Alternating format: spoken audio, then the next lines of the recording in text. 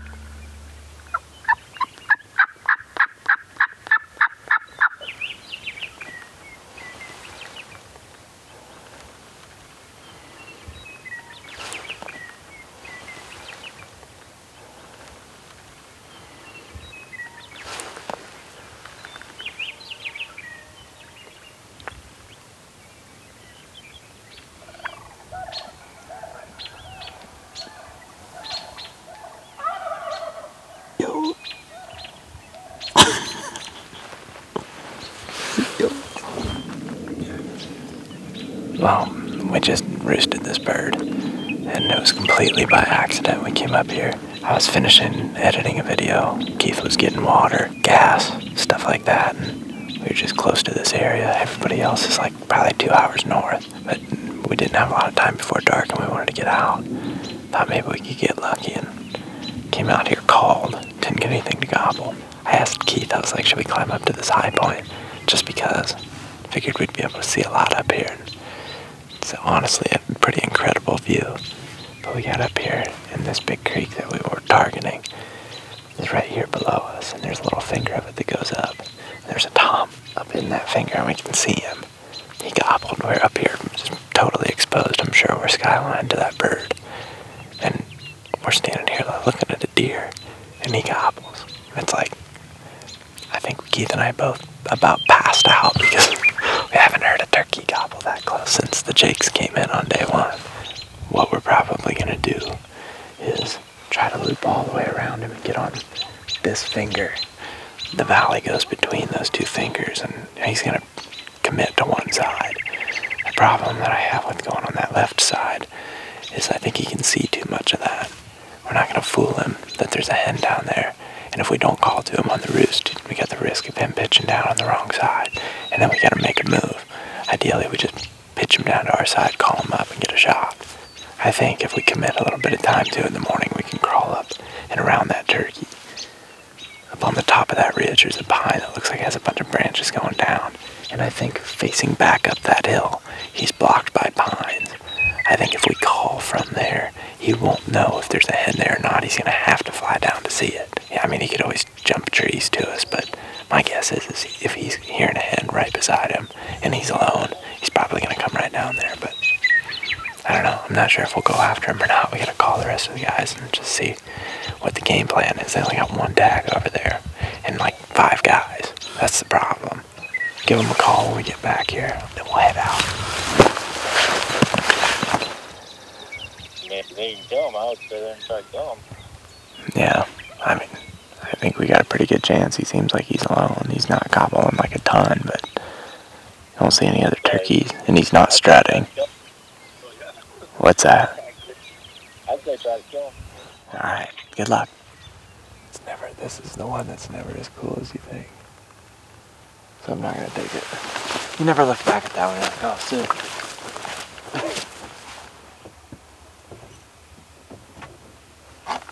I was lying to myself when I thought I'm not gonna have peanut butter tonight. I've had it like 4 times today. I'm lying. Can't pass that up. Super chunk, dude. Skippy, natural, super chunk.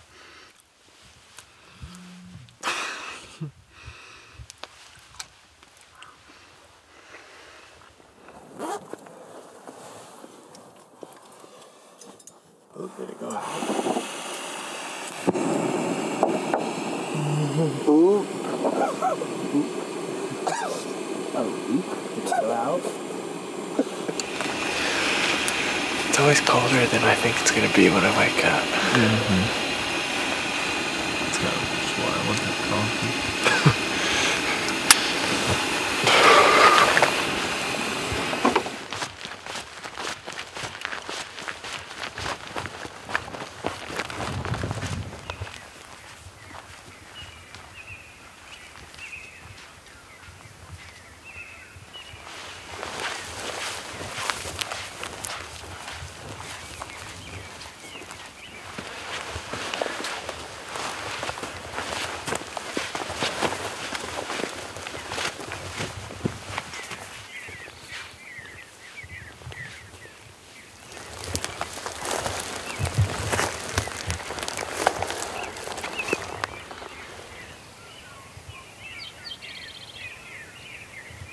Still about 20 minutes from legal height here, but we got up on top, right? I think we're under that tree that we picked. I'm not positive, but we're close. Turkey's about 190 yards away. A lot of other situations you'd get closer if you could, but we like this because we're on the backside of this hill.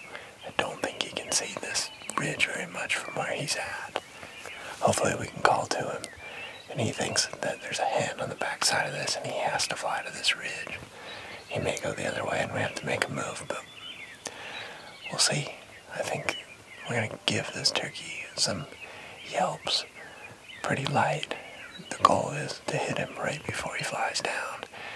You know, you're being risky the longer you wait, but we're going to try to hit him like right before he wants to fly down. And hopefully that brings him this way. He hasn't gobbled yet, so hopefully he's still there.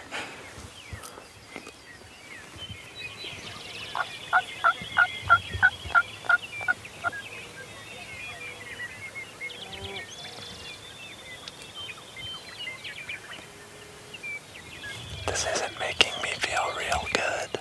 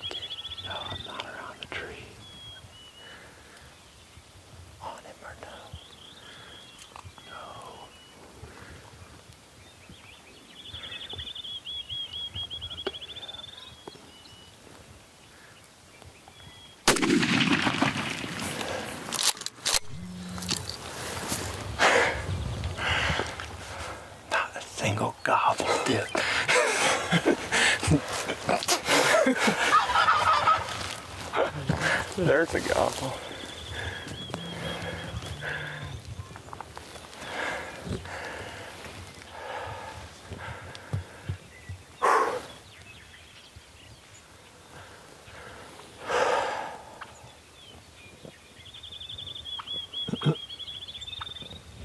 Things change pretty fast. That turkey flew down. We heard him fly down. Never gobbled. I mean, it's a perfect calm morning. Yeah. And like, heard him called. I had to pee. I looked over here, I saw a hen. So I started peeing. I look up and that Tom is running 30 yards past us right here.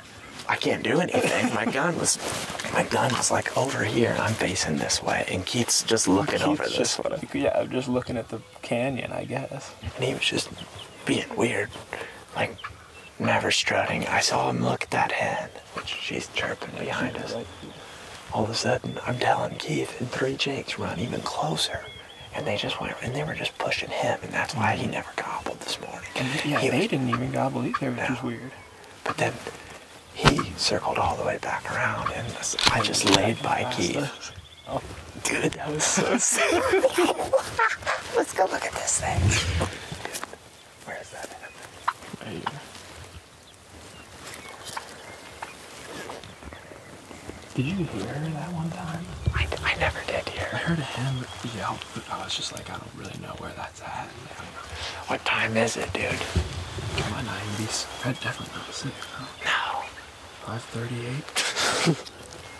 How'd it work? Dude, that was so sick. What a place to shoot a bird. Oh, dude. Hey, you kidding me?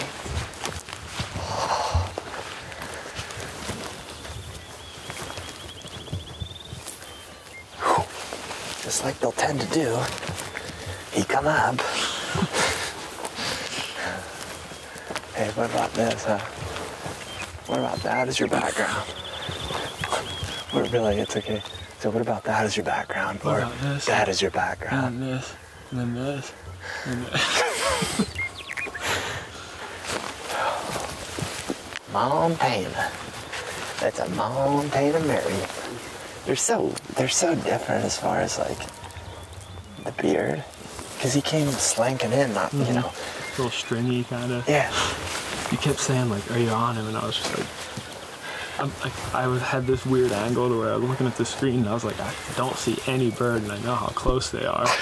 And I just had it on the tree and all of a sudden I just saw him like start stepping out and just like, yeah, he probably has a couple more steps, but he's probably gonna start getting pretty weird. We were just tucked back in that. Unreal, dude. I actually love that he didn't gobble because it's such a unique hunt. It really is. Like, the whole thing's unique. Like, the fact that we just rolled up here last night and, like... Been having a heck of a time at it for a couple days. Yeah, and, like, we really never have heard of MERRIAMS gobble up close on this trip. Well, I guess the jakes. But, like... But we haven't had a tom within 1,000 yards of us in multiple days. This one was in a tree at like 450 yards last night, something like that. That's the closest gobble we've heard. I think the big thing is, in this situation, you know, you just gotta be confident that he's still there for at least an hour.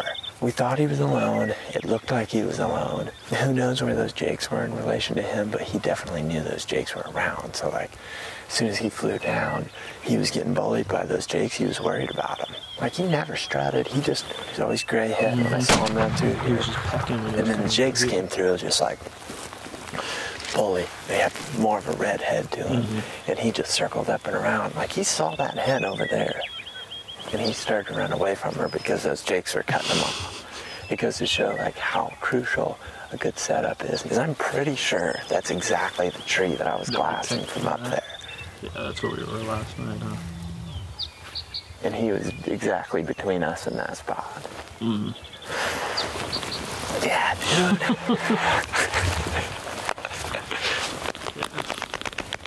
Boom time. No gobbles. Jeez. After a couple tough days of hunting, you can't complain. You can't complain. A jaked up Tom. Oh, look there. He's missing some feathers. I wonder if that's from Jimmy's. 3 on 1. He struts. You can see. Yeah. Most turkeys do strut. But he's been, you know, he might have even been this morning. There's a little bit of dirt on him.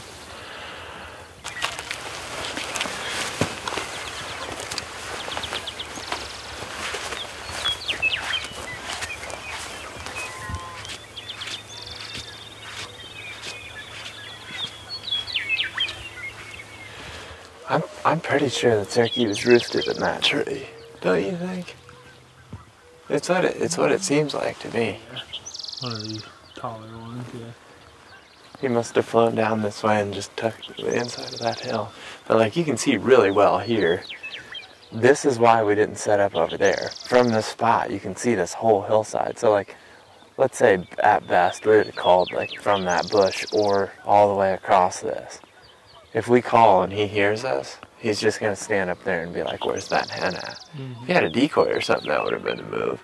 But that turkey too, you bring a decoy in here, you run the risk that he just skirts it because he definitely was afraid of those jakes. Like if you had used a jake decoy, it probably wouldn't have worked. You know, maybe you get out there, you put a hen decoy out there and that's better. But if you don't have decoys, if he lands here, or even if he's elevated up in a tree, he can't see the top of that hill, and that's where we were set up. And that's why I think they committed to coming this way. You know, I did some light tree yelps to start the sequence, and then as soon as they flew down, I kind of got up and aggressive, just letting them kind of know, hey, I'm over here, I'm seeking something, and that was kind of what my thought is. You know, I don't know if it's right, but when I'm hearing hens, a lot of times looking for other turkeys, they do that. And I was just... The hens that have been around the past couple of days, Miriam hens seem to be really vocal. We out-vocalized the other hen that was in here, so... And she was behind us anyway, so she was just extra decoy. Worked out pretty well.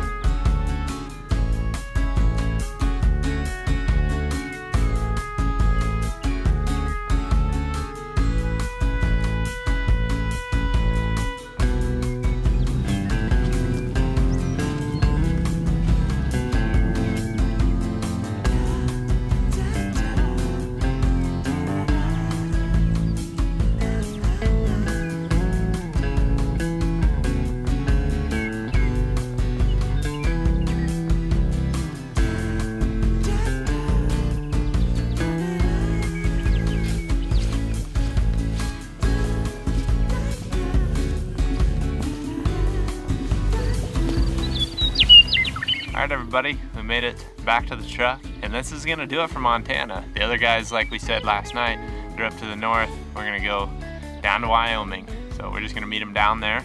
It's been a fun trip. Definitely learned a lot about Merriam's turkeys. I really can say that I feel like I learned a lot. So excited to get back with the group too, and then still got some more of May left, so pretty excited. We'll see you guys in Wyoming.